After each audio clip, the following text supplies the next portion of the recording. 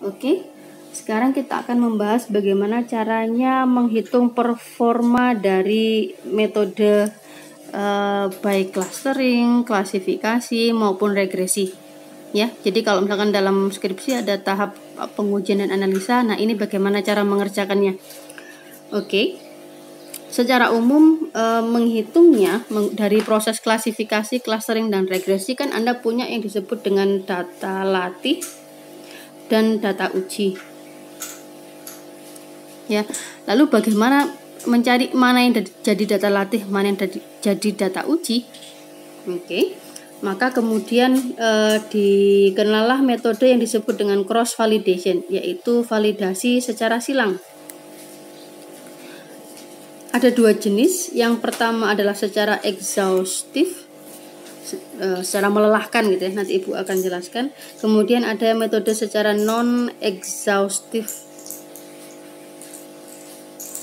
Yang metode exhaustive, contohnya metodenya adalah leave P out. Jadi meninggalkan sejumlah P sebagai data uji.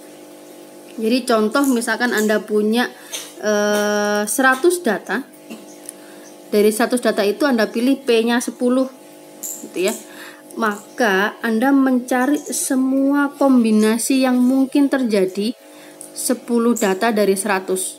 Semuanya Anda hitung, Anda jadikan data latih dan data uji. Anda hitung semuanya, hitung akurasinya, kemudian rata-rata ya dari semua kemungkinan tersebut. Metode yang kedua adalah leave one out. Jadi giliran dari data yang 100 tadi, giliran data ke-1 jadi data uji, data 2 sampai 99 sebagai data latihnya.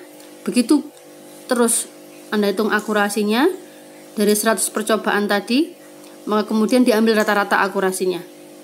Itu adalah leave one out. Exhaustive karena Anda harus menghitung semua kombinasi atau kemungkinan yang mungkin terjadi. Oke, sekarang yang kedua adalah non-exhaustive. Yang paling sering digunakan adalah ini, k-fold cross validation.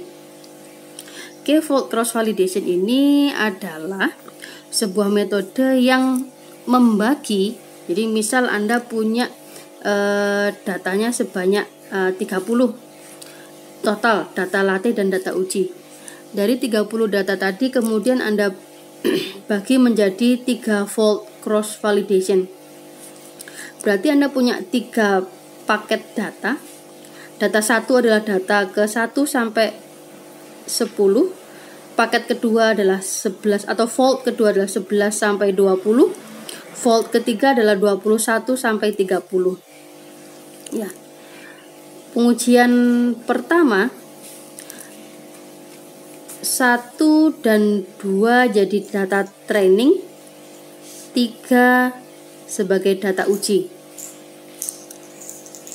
Uji kedua adalah 1 dan 3 sebagai trainingnya, kemudian data kedua sebagai data uji.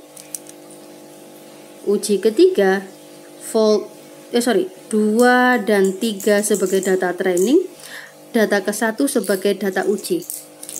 Masing-masing ini kan ada akurasinya di rata-rata. Itu adalah k-fold cross validation. Biasanya 5-10 foldnya ya. Ini Ibu buat 3 untuk memudahkan pembahasan. Oke, non-exhaustive yang kedua adalah yang disebut dengan holdout method.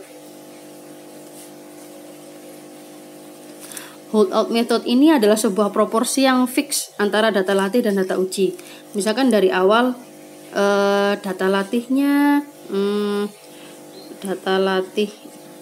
rasio data latih dan data uji misalkan yang paling sering dipakai adalah 80/20. Ini fix, hanya ini saja, jadi tidak dihitung semua kombinasi yang mungkin terjadi. Atau ada lagi biasanya 75/25, atau ada juga yang 70/30.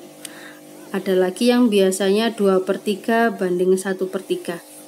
Ya, ini adalah rasio jumlah data latih dibandingkan data uji. Masing-masing seperti ini. Ya.